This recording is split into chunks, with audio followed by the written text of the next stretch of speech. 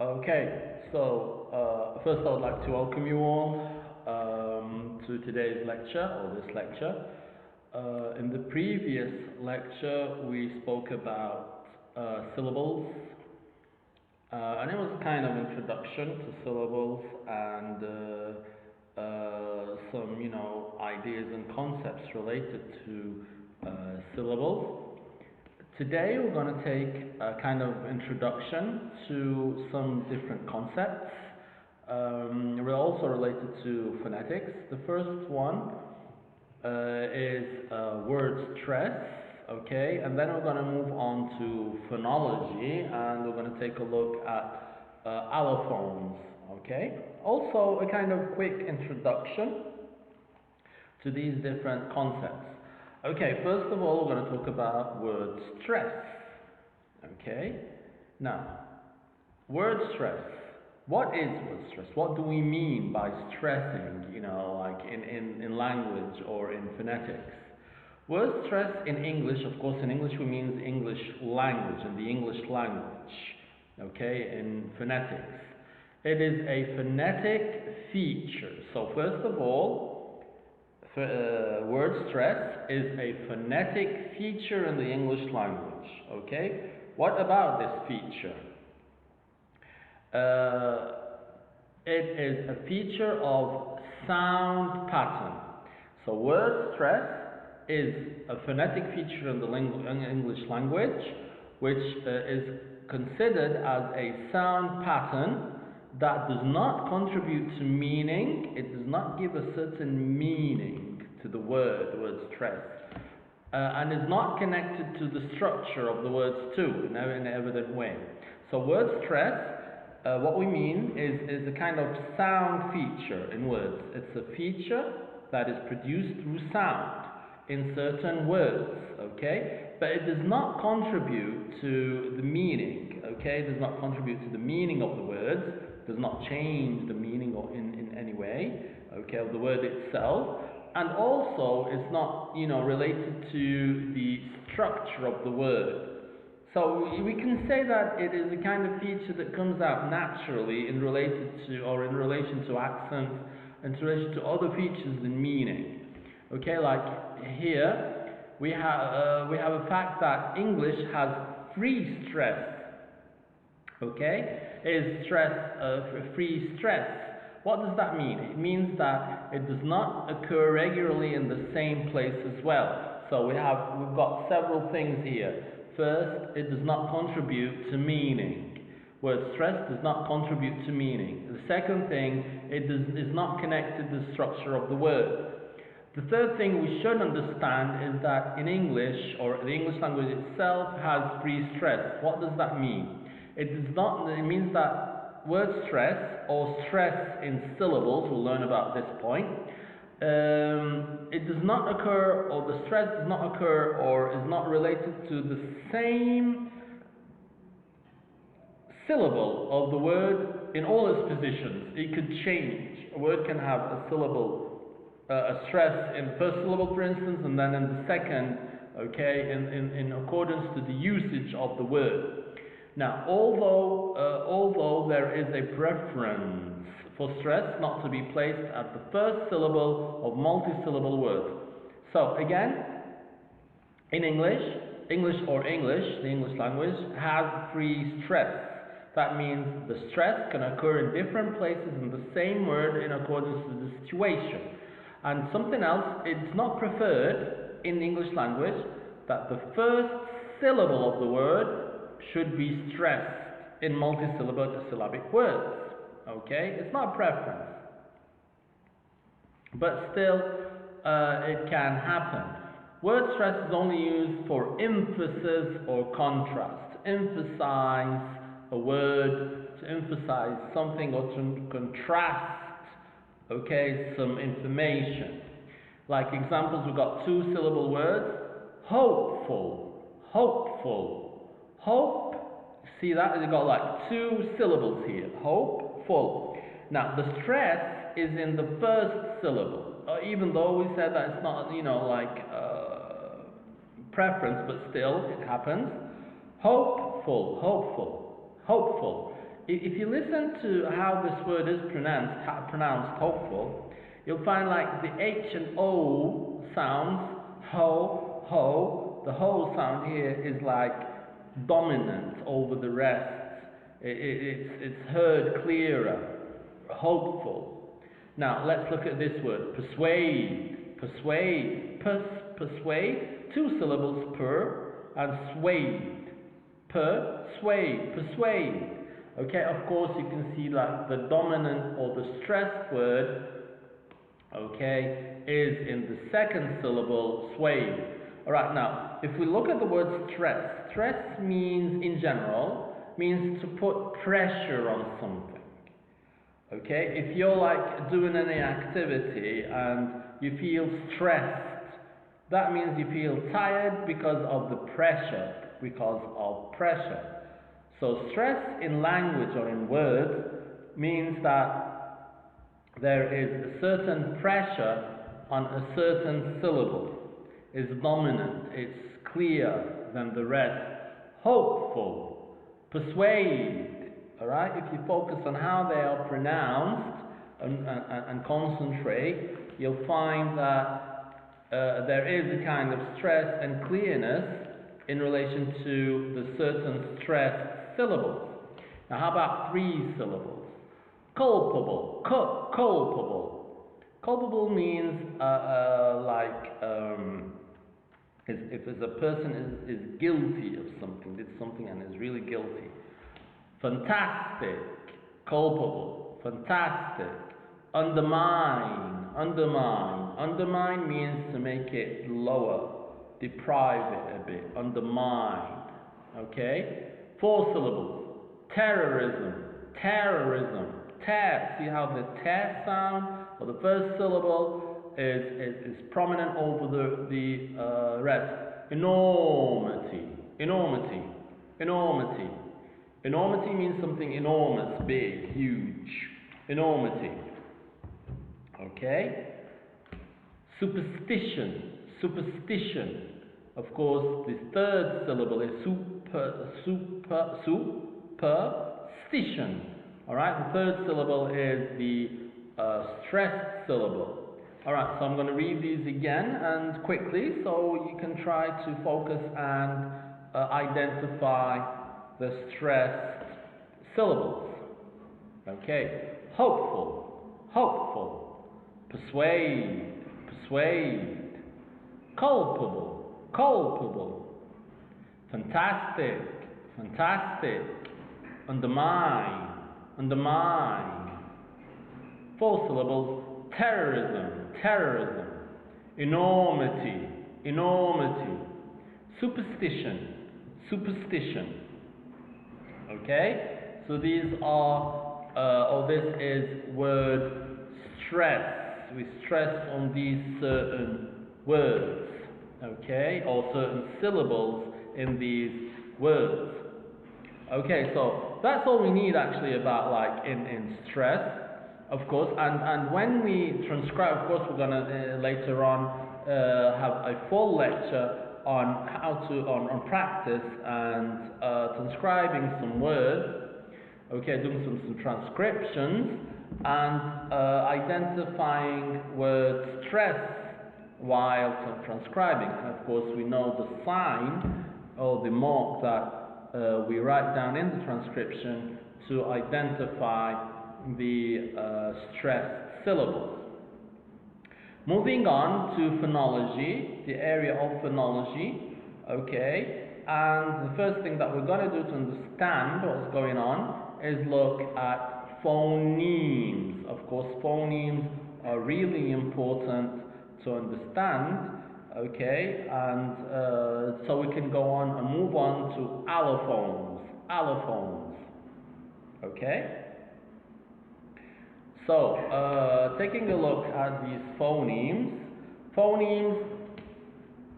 the meaning changing sounds. So a phoneme itself is the smallest single sound that you make an abstract sound. Phonology, of course, like we said before, is the study of abstract sounds, the sounds themselves, not like phonetics. In phonetics, we study like articulatory phonetics, looking at the different organs body organs, okay, or the biology of making a sound, a certain sound. But in phonology, we're looking at the abstract sound itself, the sound in its own self, okay? So phonemes is the smallest unit of phonology, and it's the meaning-changing sounds. So the sounds that change the meaning, okay, the sounds that change the meaning of a word are called phonemes. Now let's take a look. When we say pin, pit, of course pin and pit, pit are different from each other. Pin, a pin that you use, okay, to like you know, a pin, okay. Pit, like a kind of hole in the ground, right? Pet, the animal. Bet, the act of giving a bet, okay. Bit, with your teeth. Bin, where you throw away, okay, any kind of rubbish or paper or whatever. So these are phonemes that change the meaning, okay? Pit, pin, t, n, the n and t sound, the phonemes here, change the meaning of the word, even though like p, p and I are the same, pin, pit, okay, p, well, but the n and t sounds are the phonemes that change the meaning. And pet, so it's the pit, pet, is the phoneme here. Bet, pet, bet, the p, phonemes, because it changed the meaning. Bit, bin, also phonemes here that change the meaning of the word. Phonemes can vary in a certain way without changing meaning, but we can also use these phonemes but without changing the meaning. We said like changing the meaning, phonemes. But what if these sounds do not change the meaning of the word, but they're still different? Okay, again, if we have some sounds or phonemes that are produced while speaking and do not change the meaning of the word, different sounds, same meaning, all right? What are they called? They're called allophones, and they're indicated by putting in two brackets like these, okay? So these, if we put like sounds in these square brackets, different from these sloping brackets here, these brackets, then we're talking about allophones. Now, allophones have different kinds of varieties. There are different types of allophones. But this year, or in this term, the ones that we're going to only take two varieties. That's all what's required of us, only two varieties. The first variety is aspiration. Aspiration is like, you know, like aspiration, a kind of air, when we talked about plosion or explosion, but this time aspiration, air from the lungs, like, okay, like aspiration sound, okay? So this is the first variety. In English, aspiration is only found in 3 consonants. We've got 3 plosive consonant sounds that can produce or give us the variety of aspiration in allophones. What are they? The p, the t, and the k. Okay, p, t, k. Of course, they are plosives. Okay, and they are voiceless. All right, voiceless, t, k, p. As an example, we got the word pin. Okay. And then pin. See, pin. There's a kind of aspiration related to the letter or the pronunciation, to the sound, the plosive sound, pin. But if we take a look at this pin, spin, Okay, the wheel will spin, spin. All right, pin, spin, spin. We've got here aspiration. Here we don't have aspiration. Now this H, letter H here on top, this means that there is this sound, the P sound here, okay, involves aspiration. But here, there's equal, like kind of mark or sign here, okay, doesn't give, means that there is no aspiration, okay? So again, we've got aspiration in phoneme, in allophones, are related to only 3 sounds, p, t, k, p, t, k, okay? And looking at these 2 examples, pin, spin. Now we can't say that these are phonemes. Now look, these are phonemes. The change is in only one letter, one sound, but it changes the whole meaning. Okay, only one sound. But here it's not a sound, it's a whole consonant. Spin. There's a full consonant, okay, added that gave us a different meaning, not just a sound that gave a different meaning. So this is the difference, okay? So spin, spin, spin, no aspiration. Pin, aspiration. So if we got like the p sound at the beginning of the word, it could give aspiration. But if it's preceded by a consonant like s here, okay, it takes out or excludes the aspiration. Let's take a look at some examples here.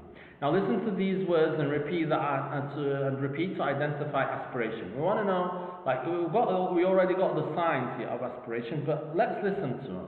Okay, of course these are transcriptions. I want you to look at them first for just 1 minute, okay, and check if you know the original words, what they mean, what they are, and how they're pronounced. I'm going to give you 1 minute.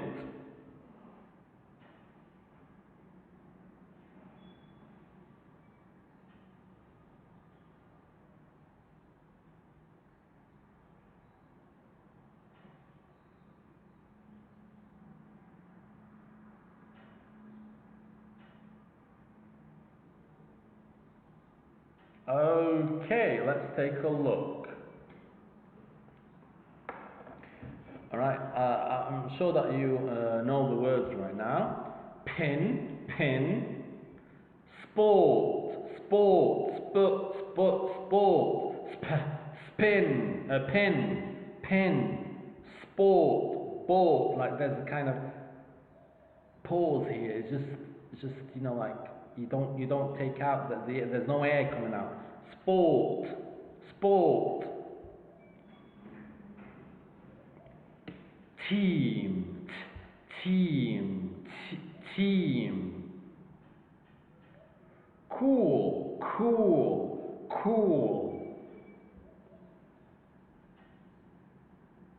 Table, table. Star, star, star. Of course, the yes takes out or just removes or eliminates the aspiration, yes, the sound. Star. Tool, tool, tool. Span, span. Candle, candle, candle. Turn, turn, turn. Aspiration, turn.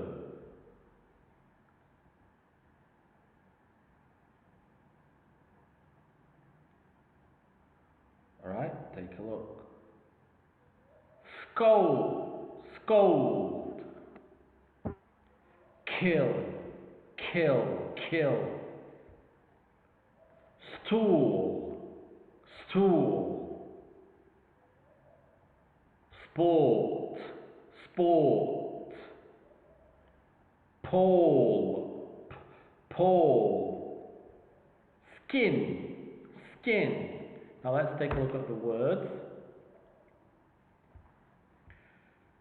Pin, sport, team, cool, table, star, tool, span, no aspiration, span, candle, turn, scold,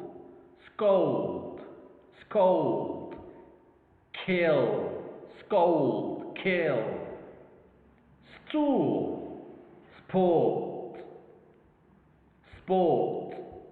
sport, okay, again no aspiration, sport, paw, skin, okay. So these are some examples of aspiration and non-aspiration varieties in pronunciation, okay.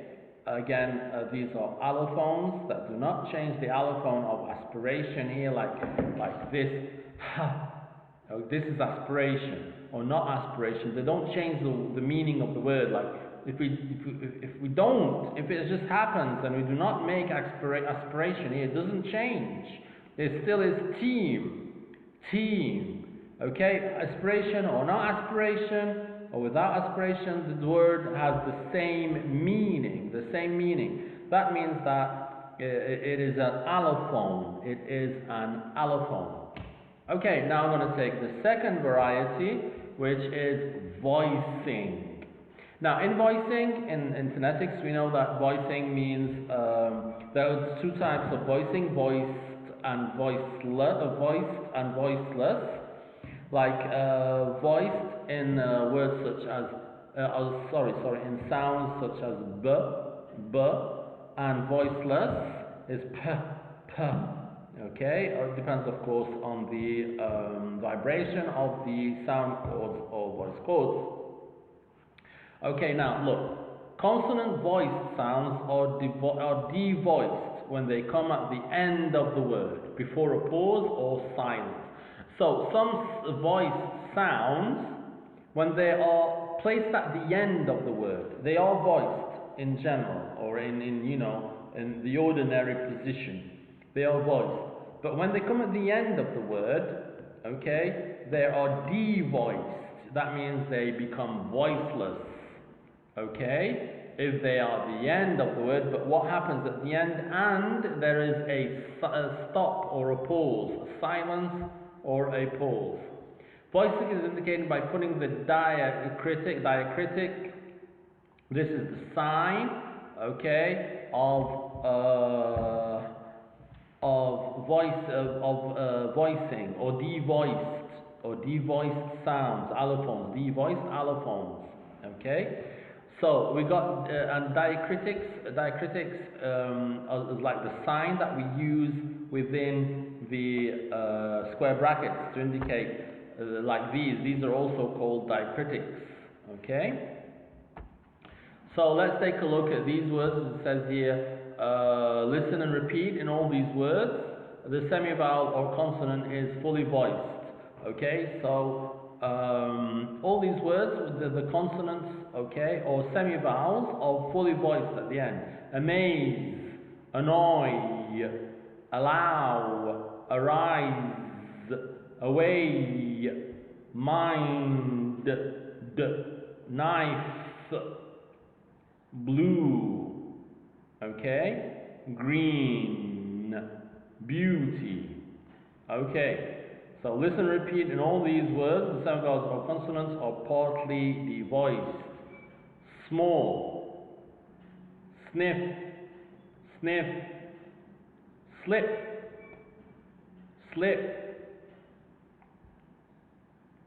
okay, we're not talking just about the consonants, we're talking also about semivowels, okay, knife, okay, but here, slip, sweet. So the we here is silent, is voiceless. Sweet. Clock. We didn't even hear like any kind of voice in the l. It's l, but clock. Quick. quick, cure, cure, cure, cure, plate, plate, plate, twist, pure. Okay, they're like devoiced, partly devoiced, okay, in these areas. All right, so now let's take a look at this final part. Now notice how voiced consonants become partly devoiced at the end of the word. Okay, fire, breathe, breathe, edge, edge, edge, edge, see, edge, low, low, show, show, bag, bag, row, row, career, careers, careers, careers, manage, manage, manage, believe, believe. Of course, this happens, the devoiced, okay, when if we have again a slight stop or pause, silence, okay, a silence at the end, if we just silence them. Of course, we're talking here about not just like a single word, okay, we're talking, if we're talking in sentences, full sentences and a whole conversation, this will happen, okay. Again, we will revise all this and we will talk a bit more in detail, okay, and not so much detail because we're only going to take an introduction, but I mean like some more practice in relation to aspiration and voicing of allophones, okay, and thank you very much for listening.